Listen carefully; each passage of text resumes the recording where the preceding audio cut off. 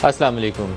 आज शहबाज शरीफ साहब ने हतमी तौर पर ये अपने ऐलान के अंदर बात बता दी कि अगस्त के महीने में मौजूदा हुकूमत जो है उसकी मुद्दत पूरी हो जाएगी और केयर टेकर सेटअप आ जाएगा। पिछला जो 14-15 माह का या 16 माह का अरसा गुजरा है पाकिस्तान के अंदर, बहुत उतार चढ़ाव पाकिस्तान ने देखे। एक तो अनप्रेसिडेंटेड फ्लड्स थे जिसने पाकिस्तान की इकॉनमी की कमर तोड़ दी, लेकिन 10 अप्रैल 2022 के बाद की जो सियासी सूरत हाल थी वो पाकिस्तान की ज़िंदगी और पाकिस्तान की मईशत को ख़राब करने के लिए काफ़ी थी। एक बहुत बड़ी सियासी जमात पाकिस्तान तहरीक-ए-इंसाफ, उसने बहुत तगड़ी कैंपेन चलाई आर्मी चीफ़ के ख़िलाफ़ और उनको बराह रास्त टारगेट किया, मीर जाफ़र और मीर सादिक कह के बुलाया। बहुत तब्तरी हुई सियासी माहौल के अंदर और तकरीबन 14-15 माह का अरसा ऐसे ही पाकिस्तान में गुजरा। फिर 9 मई के ऊपर आकर वो सारा फसाद जो था मुंतज हुआ। तो 9 मई के बाद भी सूरत हाल अभी स्टेबल इस तरह नहीं है कि 9 मई के नतीजे में बहुत से लोग गिरफ्तार हैं, मिलिट्री कोर्ट्स का इशू चल रहा है, मुकदमात इधर चलेंगे या उधर चलेंगे। PDM की हुकूमत शहबाज शरीफ का, आसिफ अली जरदारी का और नवाज शरीफ का फैसला था। उनको किसी ने मुसल्लत नहीं थी कि आप ये ज़रूर हुकूमत लें, अपने शौक़ से उन्होंने हुकूमत दी थी। एक तो तरीका ये था कि नो कॉन्फिडेंस करते और इलेक्शन में चले जाते, वो एक ज़्यादा इनके लिए बेहतर सूरत हाल होती। लेकिन इन्होंने नो कॉन्फिडेंस के बाद हुकूमत में रहने को तरजीह दी और पाकिस्तान की मईशत की तबाही के 2 स्टोरीज़ हैं। एक स्टोरी वो है जो 3.5 साल के अरसे में पाकिस्तान तहरीक-ए-इंसाफ करके गई थी। पाकिस्तान के कर्ज़ों के अंदर जितना इजाफा तेज़ रफ्तार 3.5 साल में PTI ने किया था वो उससे पहले के 70 सालों में कभी नहीं था हुआ। ये जितना बजट डेफिसिट वो करके गए थे वो भी उससे पहले नहीं था हुआ। वो 6% की ग्रोथ के आखिरी 2 सालों के जो नंबर बताते हैं उसके साथ ये नहीं बताते कि कितना डेट ऐड किया और कितना 2 सालों में फिस्कल डेफिसिट किया। फिर रज़ा बाकिर साहब जो पॉलिसी स्टेट बैंक में रवा रखे गए थे उसकी भी तबाही हुई।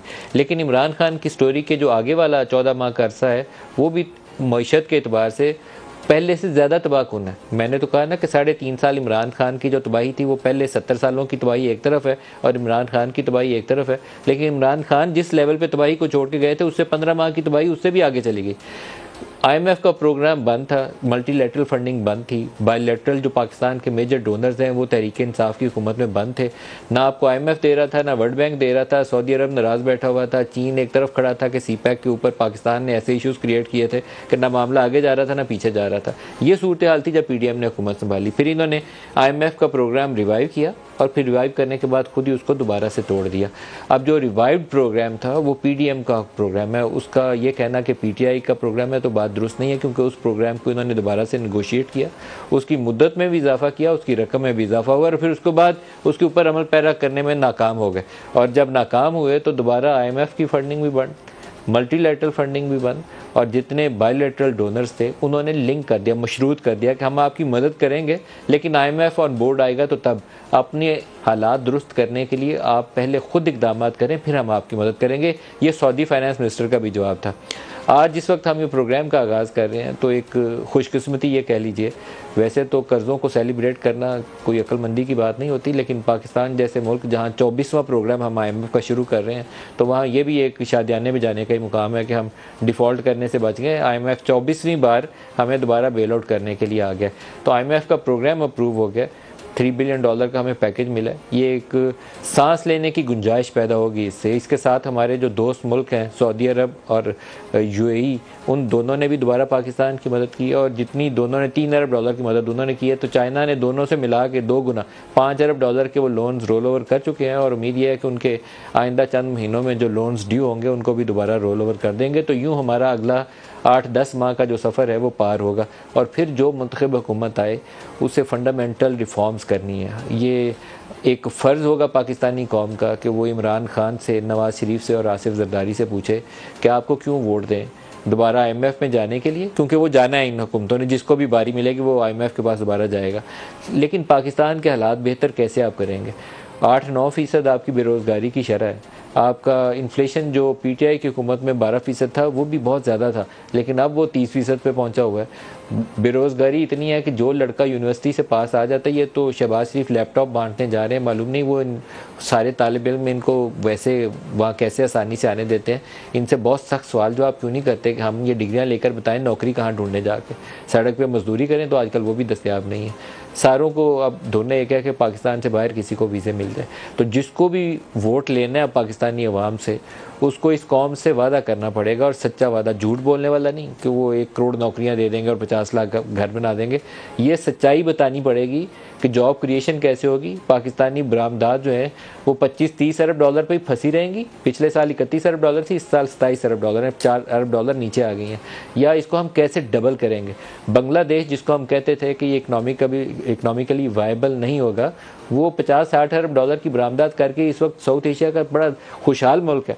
और हमारी करेंसी का ये हाल है कि 1991 या 92 में मनमोहन सिंह ने जब इंडिया के अंदर इक्तिसादी रिफॉर्म्स का अमल शुरू किया, तो इंडिया का 1 रुपया हमारे 92 पैसे में या 90 पैसे में आ जाता था, और मिलता भी वो कोई लेता ही नहीं था। जिन लोगों ने कोई इंडिया किसी काम से जाना होता था, या ये लाहौर में पान मार्केट, पान छालियाँ स्मगल होकर आया करती थी, वहाँ से ये करेंसी मिलती थी।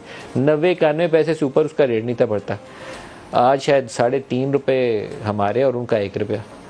1/4 हमारी इकॉनमी, ये समझिए कि ये पिछले 30 सालों में हमने तबाह कर दी है। जो पहले 100 रुपये पे थी ना, वो 25% पे रह गई। और उसकी अगर मैंने एक आपको गेस्टिमेट बताया ना, उसकी एक और रिफ्लेक्शन ले लें। 2017 में आई थिंक पाकिस्तानी जो स्टॉक मार्केट है, उसकी जो मार्केट कैप थी, मार्केट कैपिटलाइजेशन, उसकी वैल्यू 100 अरब डॉलर थी। 100 अरब डॉलर, 53,000 पे इंडेक्स हमारा खड़ा था। आज वो 25 अरब डॉलर है, शायद 1 अरब ऊपर नीचे होगी। तो 100 अरब डॉलर और 25 अरब डॉलर, तो 1/4 मार्केट कैपिटलाइजेशन भी रहेगी। तो हम इस मुल्क के साथ क्या कर रहे हैं कलेक्टिवली? इसके अंदर अकेला इमरान जिम्मेदार नहीं है, इसके अंदर इमरान जिम्मेदार है, इसके अंदर नवाज शरीफ या शरीफ फैमिली जिम्मेदार है, इसके अंदर जरदारी जिम्मेदार है, और इसके अंदर सबसे बढ़कर बोझ हमारी जुडिशरी और हमारी इस्टेब्लिशमेंट का। सबसे तगड़ा और बोझ जो अगर किसी एक फरीक पे डालना हो ना, तो इस्टेब्लिशमेंट के ऊपर डालें और जुडिशरी के ऊपर डालें। ये अदारे बजाय अपना काम करने के, हुकूमतें बनाने गिराने, वज़ीर-ए-आज़म की नाअहली के तरीके करने, एक नई सियासी जमात कैसे खड़ी करनी है, उसको कैसे करना है, और फिर उसको तोड़ना कैसे है, दोबारा गिराना कैसे है, उसकी पहली मिसाल IGI है। IGI का क्याम कैसे बनाई गई, कैसे खड़ी की गई। फिर वो पहले 10 साल लगा के IGI खड़ी की, फिर अगले 30 साल उसके साथ लड़ाई लड़ने में नवाज शरीफ के साथ गुजर गए। PTI के साथ भी सिमिलर एग्जाम्पल है, सेम मॉडल है। अलग से ये तक उसका भी 2011 से 18 तक इमरान खान के ऊपर इन्वेस्ट किया, इसको खड़ा कैसे करना है, शरीफ और जरदारी को इक़्तिदार से बाहर कैसे करना है। और 2018 से 22 तक उसकी हुकूमत है। अब जब तक वो बाकी उसका अरसा हयात उसका होगा, वो इस्टेब्लिशमेंट के साथ लड़ाई में गुजरेगा। तो ये सूरत हाल है, not a good situation for Pakistan. हमें एक समझदार महज़ब कौम की तरह पाकिस्तान को इन मुश्किल के आगे ले जाने का रास्ता ढूंढना चाहिए। जो प्रोग्राम में आज हमारे साथ शुरका हैं, इमरान शफीक साहब, मारूफ माहिर कानून इस्लामाबाद स्टूडियोज़ में, डॉक्टर आसिफ करमानी साहब हैं पाकिस्तान मुस्लिम लीग नवाज से, और डॉक्टर फिरदौस आशिक अवान साहबा हैं इस्तेहकाम पाकिस्तान पार्टी से। सबको खुशामदीद कहता हूँ। डॉक्टर आसिफ करमानी साहब, पहले आप बता दीजिए, ये अभी तक लोग सवाल करते हैं कि ये 1 दिन पहले असम्बलियाँ तोड़ेंगे अगर, तो क्या नवंबर के पहले हफ्ते तक या 10 तारीख तक वो 90 रोज़ की शर्त पूरी हो जाती है, तो तब तक इंतखाबात करवा देंगे 10 नवंबर तक, या अभी कोई हीले बहाने ढूंढे जाएंगे कि पहले इमरान खान की नाअहली हो जाए या जेल चले जाए तो फिर इंतखाबी अमल की तरफ जाएंगे? बिस्मिल्लाहिर्रहमानिर्रहीम। शुक्रिया मलिक साहब, आपने बड़ा ही, आपका एक कॉम्प्रिहेंसिव इंट्रो था। मेरा तो ख्याल है उसके बाद कोई गुंजाइश नहीं रहती है।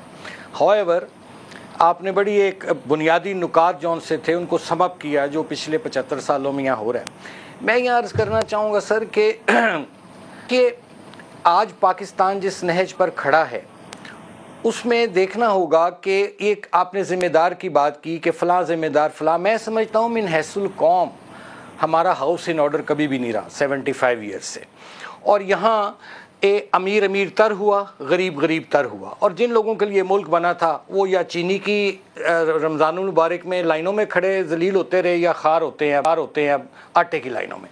मैं ये अर्ज़ करना चाहता हूँ कि आप ये देखिए कि 1.5 साल या जितना भी अरसा हो गया है जब से वोट ऑफ नो कॉन्फिडेंस हुआ इस इमरान खान साहब की हुकूमत के ख़िलाफ़, तो क्या हमारे हाथ में था, कहाँ हम खड़े थे, और IMF के और हमारे रिलेशनशिप क्या थे?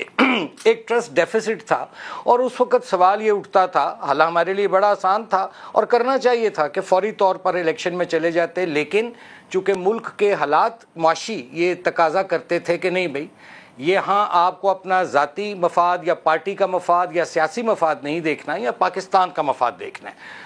तो पीडीएम ने यह तय किया कि पाकिस्तान का मफाद अव्वलीन होना चाहिए और रखा उसको।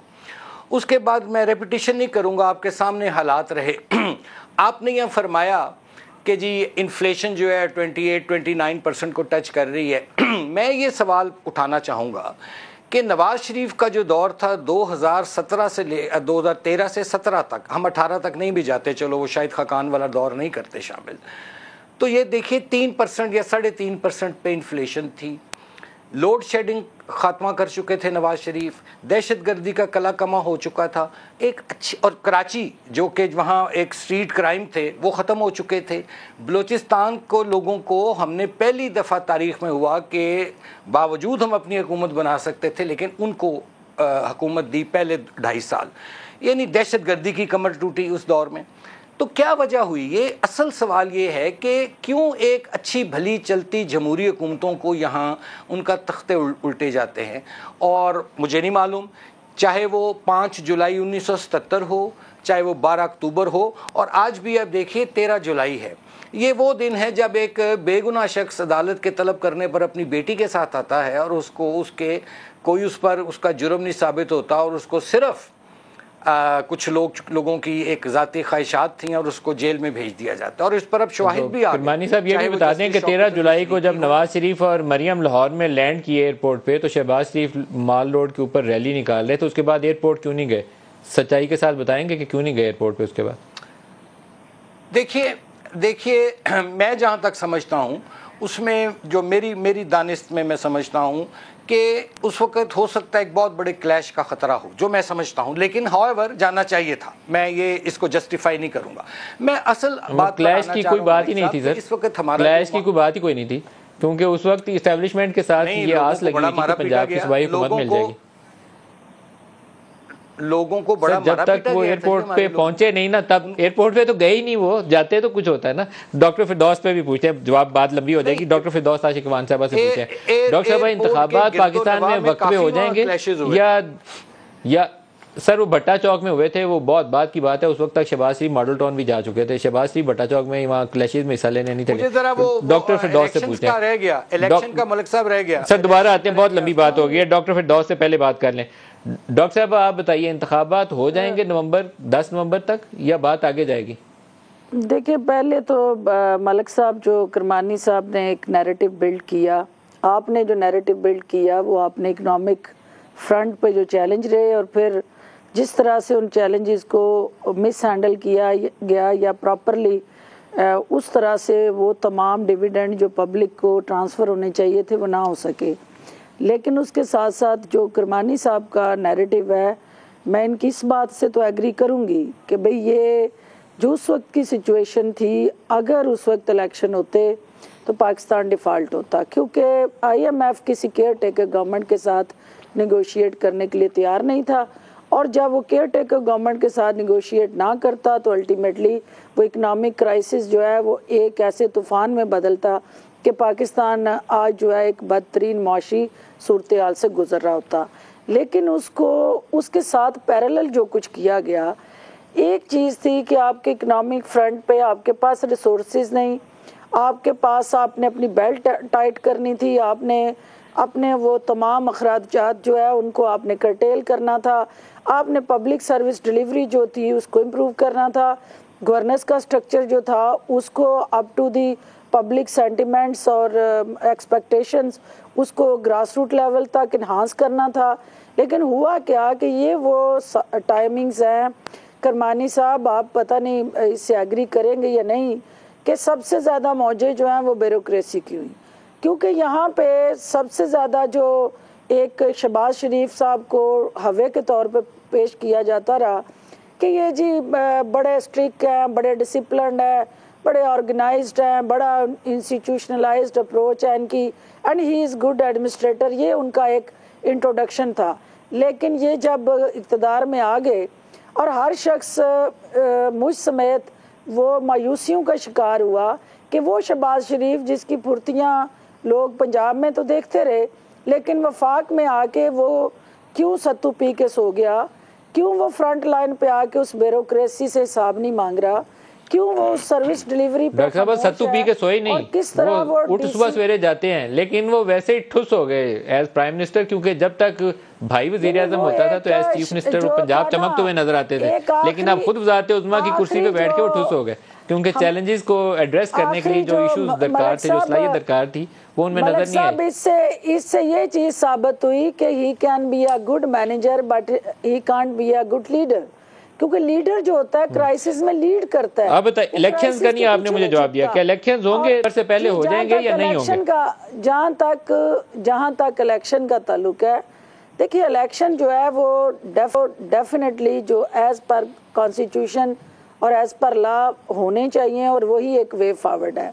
लेकिन पाकिस्तान के अंदर जो सिचुएशन, हालात और सूरत हाल, जिस इकॉनमी की करमानी साहब किससे आपको मुझे सुना रहे हैं और हमें हमारी सांसें बहाल करने के बाद हमें खुशखबरी दे रहे हैं कि अब हम उस क्राइसिस से निकल आए हैं। मैं समझती हूँ कि अभी भी हम वेंटिलेटर पे हैं और वो वेंटिलेटर जो है वो आज भी इंतखाबात बर वक्त हैं या नहीं है? मैं अभी भी नहीं आपकी बात से समझा, इंतखाबात 10 नवंबर तक हो जाएंगे या नहीं होंगे? इंतखाबात मैं जो है, जो मेरा अपना एक सियासी तजर्बा है, आई मे बी रॉन्ग, कि जब तक लोकल गवर्नमेंट इलेक्शन इस मुल्क में जो पंजाब में अभी तक डिले है, वो जब तक आप वो नर्सरी नहीं लगाते, एक नेशनल लेवल की नर्सरी जो है उस तरह से शायद अभी लगती या उगती मुझे नजर नहीं आ रही।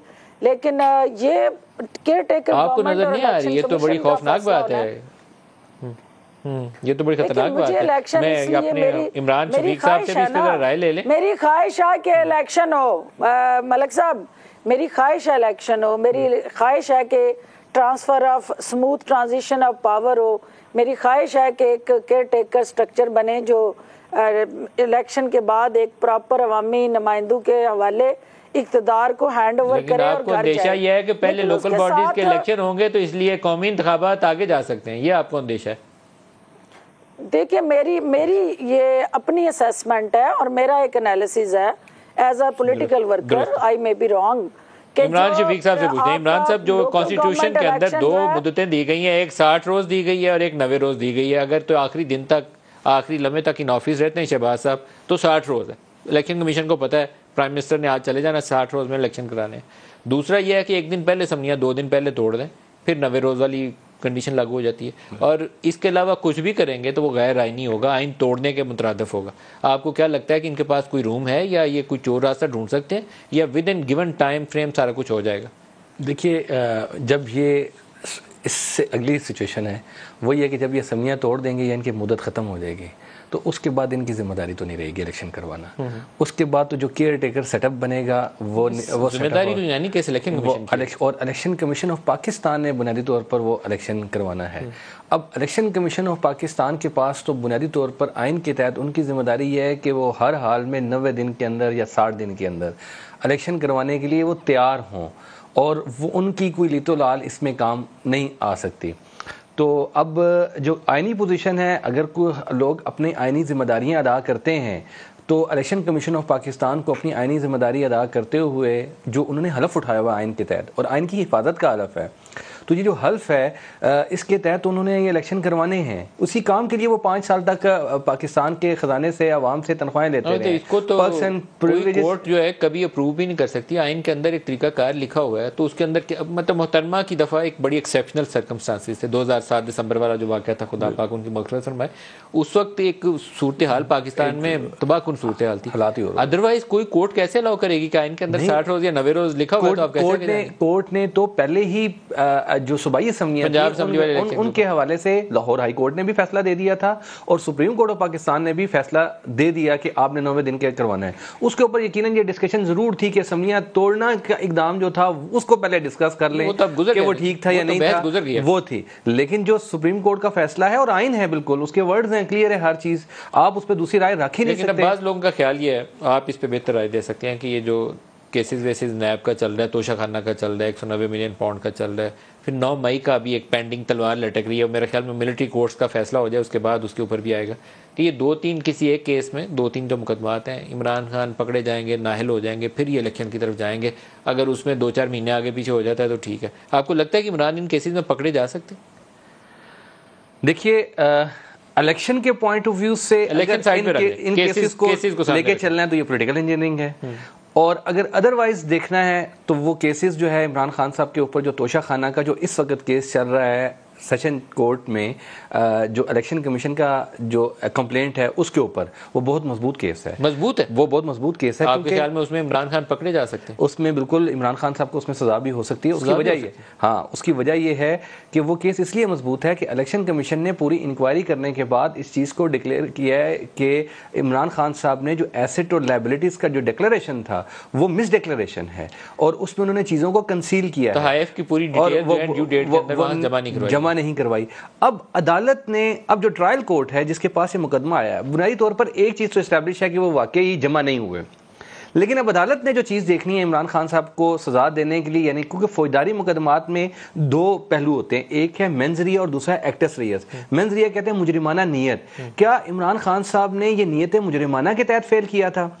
अगर तो उन्होंने किसी जुर्म की नीयत से चीज़ों को जानबूझकर छुपाने की और रियासत को इन चीज़ों से अपने आप को निकालने के लिए ये काम किया था तो यकीनन उसके क्रिमिनल कॉन्सिक्वेंसेस होंगे। ये तब हो सकता है कि अगर उसके जो छुपाए गए एसेट्स हैं उसके अगेंस्ट उन्होंने टैक्स एवेजन भी की हो, पैसा छुपाया और वो जो कंसीलमेंट है वो पैसा कहीं और उसकी बदनीयती को आपको मुजरिमाना पूरे फेल को नंबर के साथ एस्टैब्लिश हो रही है अदालत के साथ। लेकिन ये आप बड़ा खतरनाक बयान दे रहे हैं। आप कह रहे हैं तोशा खाना में वो पकड़े जा सकते हैं। हाँ, तो अगर पकड़े गए तो फिर नाहल भी हो जाए। उनका तोशा खाना भी केस उनके खिलाफ बहुत मजबूत केस है और अलकादिर ट्रस्ट वाला जो केस है 190 मिलियन पाउंड वाला, वो भी बहुत मजबूत केस है। सर मैं इस पे ब्रेक ले लूं, ब्रेक से वापसी पे आऊंगा। 90 मिलियन पाउंड का केस मजबूत है ना। अगर इमरान खान वहाँ नाहल हो सकता है, जेल में जा सकता है, उसको जाना सजा मिलनी है उसके ऊपर, तो फिर उन सारे लोगों को साथ मिलनी चाहिए जिन्होंने सुप्रीम कोर्ट में उन पैसों को वसूल कर लिया और आज तक उसके ऊपर चुप सादे रखी और बोले नहीं।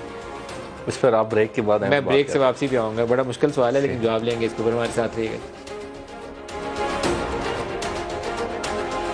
प्रोग्राम में दोबारा खुशामदीद कहते हैं। किरमानी साहब, क्या आपकी जमात की भी ख्वाहिश ये है कि पहले इमरान खान को सज़ा हो, जेल हो, नाहली हो, जैसे पिछला इलेक्शन जो था वो नवाज शरीफ ने जेल में गुजारा था, तो इस दफ़ा इमरान खान जेल में हो और फिर आप इलेक्शन में जाए?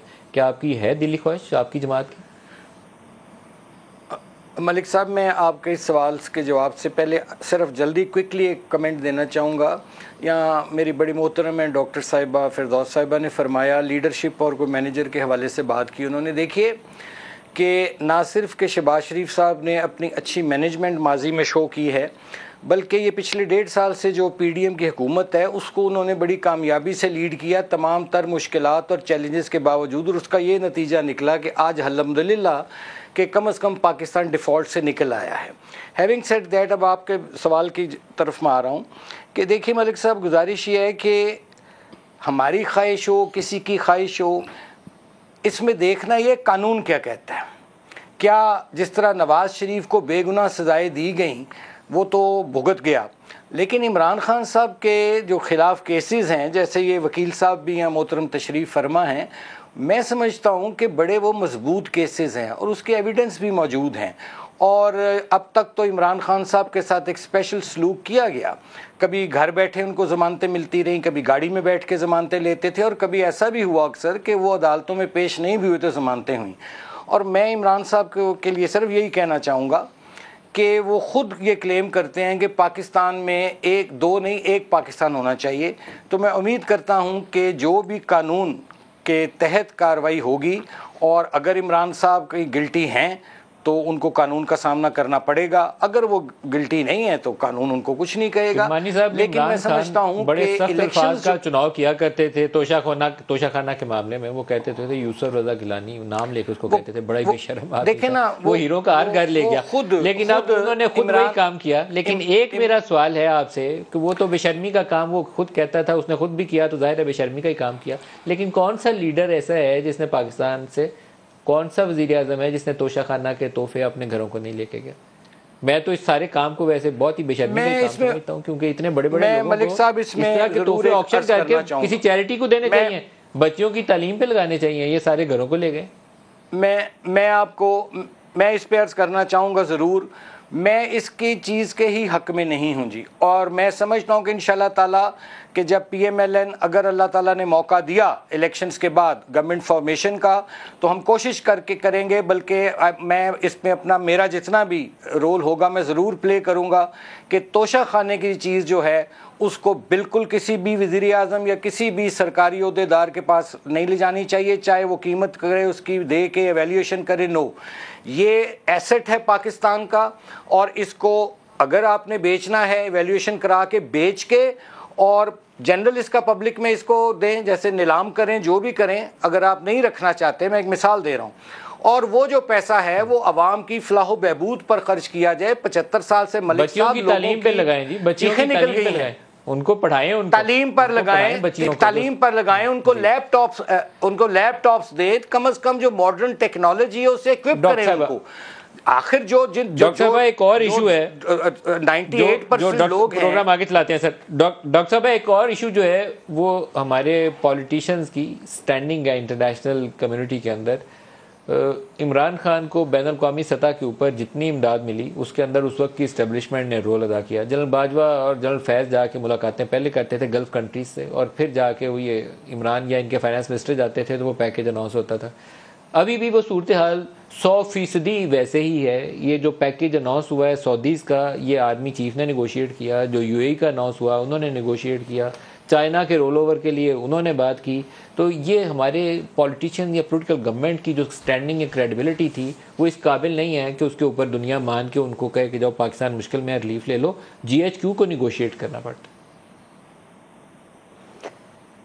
मलिक साहब, ये बदकिस्मती है और ये एक लम्हा फिक्री है इस हवाले से कि जो हमारी पॉलिटिकल लीडरशिप है वो इंटरनेशनली अपनी क्रेडिबिलिटी खो चुकी है, और पॉलिटिकल लीडरशिप ने अपनी इंटरनेशनली जो कम्युनिटी थी या जो ओवरऑल उनके डिफरेंट पार्टनर्स या स्टेक होल्डर्स थे, उनको ये यकीन दिलाने में नाकाम रहे कि हम नेशनल काज के लिए आपके पास आए हैं।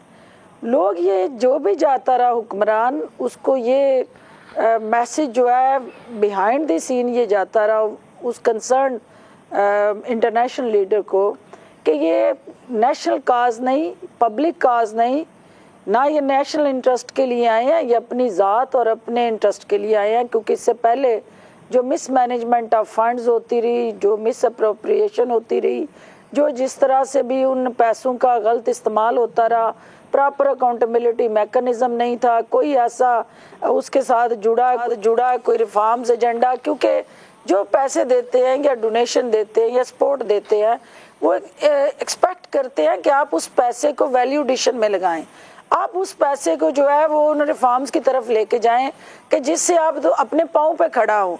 आप अगर उससे लग्जरी गाड़ियां खरीद लेते हैं या आप उससे अपने कैबिनेट मेंबरान या अदर ब्यूरोक्रेट्स के लिए कोई और फैसिलिटेशन पैकेज बना लेते हैं, तो वो ये समझते हैं कि ये लायबिलिटीज हैं, ये एसेट में कन्वर्ट नहीं होंगे वो पैसे। तो दैट्स द रीजन जो हमारा डॉक्टर फिरदौस, ये जो PDM की हुकूमत थी, ये आपको लायबिलिटी नहीं लगती कि 172 उनके पास वोट हैं और 100 बंदा उनका वजीर है? ये तो सबसे बड़ी लायबिलिटी आपको नहीं लगेगी? 16-17 माह के अंदर 100 वजीरों के साथ ये हुकूमत चली, 100 वजीरों के साथ। ये एक हैरान कुन डिजास्टर था जो पाकिस्तान की तारीख में कभी भी मैं नहीं समझती कि किसी पॉलिटिकल लैंडस्केप में इस तरह का ये डिजास्टर बपा होगा।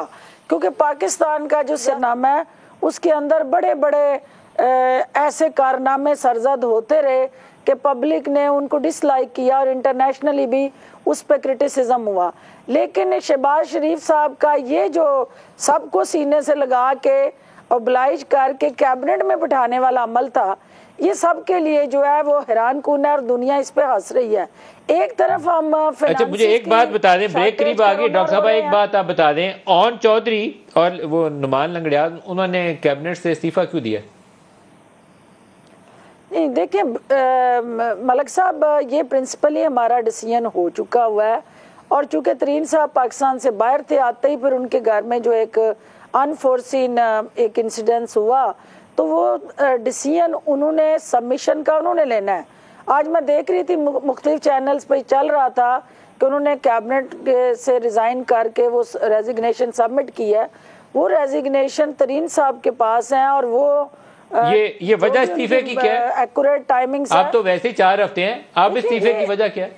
नहीं, उसकी वजह देखें, जब ये मेंबर्स थे कैबिनेट के तो उस वक्त इस्तेकाम पाकिस्तान पार्टी जो है वो बनी नहीं थी, और जब उसके ओहदेदार हैं तो अब ये फैसला पार्टी का था कि भाई दे शुड रिज़ाइन, एंड तरीन साहब इसका टाइमिंग सेट करके तो they should talk to the concerned government officials या प्राइम मिनिस्टर, और वो एक ऑनरेबल एग्जिट जो है हम वहाँ से उस हुकूमत से ले लें। बिल्कुल ठीक है, ब्रेक ले लें।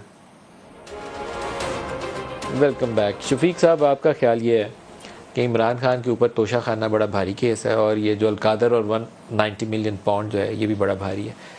तोशा खाना में अगर इमरान को सजा हो तो फिर शरीफ और जरदारी वो भी फंसेंगे। 190 मिलियन पाउंड जिसका मैं आपसे जवाब लेना चाहता हूँ, अगर इमरान को सजा हो, अगर होती है तो हो, लेकिन फिर वो अदालत के उन जजों से नहीं पूछा जाएगा कि आपको पता था? मुझे पता था, मैं यहाँ प्रोग्राम कर रहा था उस दिन बैठा हुआ, तो उन्होंने वो पैसा कैसे वसूल कर लिया?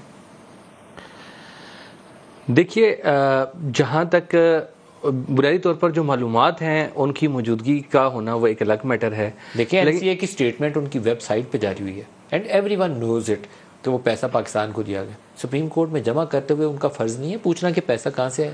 और आप ये तवक्को नहीं कर सकते कि उस वक्त के चीफ जस्टिस को ये बात नहीं पता होगी, ठीक है, और उनको, और वो ऑर्डर भी कर रहे हैं, और वो बेंच पूरा ऑर्डर कर रहा है, उसको देख रहा है, वो पैसा आ रहा है, यकीनन ये बात ठीक है। लेकिन बुनियादी तौर पर देखना ये है, इस मैटर में उनकी मालूमात होना अलग बात है। जो चीज़ है, पैसा आया वो हुकूमत पाकिस्तान में उस वक्त की जो हुकूमत थी उसने एडजस्ट करके सुप्रीम कोर्ट में जमा करवाया। सर, सारी खराबी इमरान ने की होगी, मान लेता हूँ मैं, लेकिन वो खराबी वाला, चोरी वाला पैसा ला के मुझे दे दे तो मेरी आंखों पे पट्टी बंदी हुई है, मुझे भी तो पता होना चाहिए। आप इसे एक कदम आगे बढ़े ना। आप ये तो आप जजेस की बात कर रहे हैं जिन्होंने वो ऑर्डर पास किया, जुडिशल एक है, उस एक्ट को कुछ ना कुछ प्रिविलेज हासिल है। आप उनकी बात करें जिन्होंने पैसा, जिसका पैसा एडजस्ट हुआ है, उसका तो नाम भी नहीं लिया जा सकता कहीं, ठीक है। और वो आज तक इस मुकदमे में जो है, किसका नाम वो मलिक रियाज साहब का, जिनका पैसा है जो एडजस्ट हुआ। दो डील्स हैं, एक 460 अरब की जो उसकी सुप्रीम कोर्ट में प्ली बार्गेन हुई। सुप्रीम कोर्ट प्ली बार्गेन कर सकती है आपकी? पहले पूछे ना किसने प्ली बार्गेन की रियाज मलिक से, करवाई किसने? क्योंकि करवाने वाले थे इस वक्त के। जी बिल्कुल, उनका भी नाम लेना आसान नहीं है। वो किसने करवाई? वो अजमत शेख साहब ऑर्डर कर रहे थे, ओपन कोर्ट में ऑर्डर। उसके पैसे के इस्तेमाल के ऊपर भी एक मॉनिटरिंग जज बैठा हुआ है, जो ये जो रिकवरीज हो रही है उसके ऊपर भी मॉनिटरिंग जज है। बल्कि इमरान खान साहब ने खुद कहा कि वो पैसा तो सुप्रीम कोर्ट में मौजूद है, मैंने तो पैसा लेके ही नहीं गया, वो कहीं मौजूद है। फिरदौस साहबा, आप तो उस हुकूमत का हिस्सा थी, सारे भले लोग थे। मैं तो कहता हूँ बाकियों की करप्शन के ऊपर यूं करके उंगलियां उठाते थे, और खुद आप तोहफे वैसे ही वसूल करते रहे, घड़ियां भी लेते रहे, 190 मिलियन की डीलें भी करते रहे, सारा कुछ करते रहे आप लोग। मलिक साहब देखें, करमानी साहब जिस तोशा खाना का वो बिल्कुल उन्होंने अच्छी बात की कि इसको एक वंस फॉर ऑल सेटल होना चाहिए कि ये माले गनीमत नहीं ना, ये माले मसरूका है कि आप जो है इसको उठा के ले जाएं। ये तोहफ़ हैं, लेकिन हमारे हुक्मरान इसको वज़ाइफ समझ के इस पे हाथ साफ करते रहे। बमा अहलो याल जो एक सानिया पंजाब के अंदर रूनमा हुआ कि आप तो वफाक का रोना रो रहे हैं ना, वहाँ तो फिर भी एक स्ट्रक्चर है, एक सिस्टम बना है कि कोई तोहफा आएगा, कोई चोरी ले गया, कोई बता के ले गया, लेकिन सूबों के अंदर कोई ऐसा सिस्टम, कोई स्ट्रक्चर एग्जिस्ट ही नहीं करता। जो हमारे मौसूफ वज़ीर आला थे, ज़ाहिर जो साबका वज़ीर आला थे, वो भी यही कुछ करते होंगे। हमारे प्यारे बुजदार साहब ने 36 घड़ियाँ रोलेक्स की तोहफ़ में ली, जो वो घर लेके गए, उन्होंने डिक्लेयर कोई नहीं की। और जो 36 घड़ियाँ एक वज़ीर 36, और यहाँ आप एक एक घड़ी का रोना रो रहे हैं। जो लोग उनको तोहफ़ देते रहे हैं वो किधर गए हैं? ये सूबों को भी, सूबों के जितने भी चीफ मिनिस्टर्स हैं या गवर्नर्स हैं, उनसे भी पूछें आप कि वो जो तोहफ़ उनसे लोग मिले या वो कहीं बैरून मुल्क जाते हैं, उनको जो तोहफ़ मिलते हैं वो कौन कौन सी फैमिली Closing remarks किरमानी साहब से। हाथ साफ करती रही, इस पे भी एक कमीशन बनना बुजदार चाहिए। साहब तो फिर किरमानी साहब सबसे शरीफ आदमी तो वो बुजदार साबित हुए हैं। 36 घड़ियां लेके चले गए, किसी को पता ही नहीं हम इमरान की ये मैं तो हैरान हो गया हूँ जी, 36 घड़ियां इसका मलिक साहब